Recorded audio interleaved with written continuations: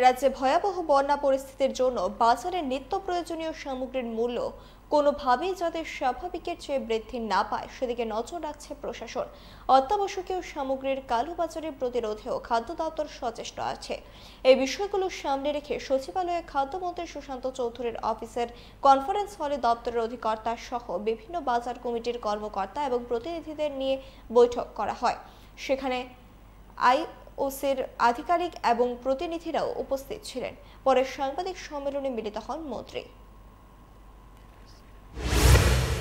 আমরা রাজ্যের জনগণের কাছে জানান দিতে চাই, আহ্বান রাখতে চাই যে কোথাও যদি কোনো অসাধু ব্যবসায়ী কোনো বাজারে দ্রব্যমূল্যের অযথা বৃদ্ধি করার জন্য কোনো উদ্যোগ গ্রহণ করেন বা কারোর যদি বেশি মূল্যে জিনিস কিনতে হয়, আপনারা আমাদের সঙ্গে যোগাযোগ করবেন, দপ্তরের সঙ্গে যোগাযোগ করবেন।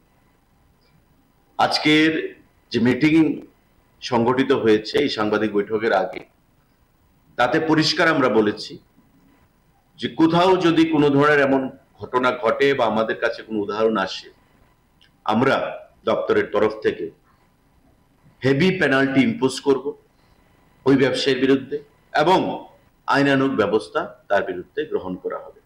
কারণ ফ্লাড নয়, পোস্ট ফ্লাড যে সিনারিও, বন্যার পরবর্তী সময়ে যে পরিস্থিতি, সেটা আরেকটু কঠিন হতে পারে।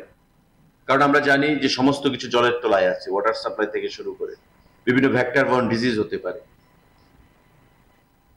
কীট পতঙ্গ জলবাহিত রোগ সেখানে জলের মাধ্যমে সেখানে আসতে পারে, অনেক ধরনের অসুবিধার সম্মুখীন হতে পারে। তার জন্য সরকার ব্যবস্থা গ্রহণ করছে।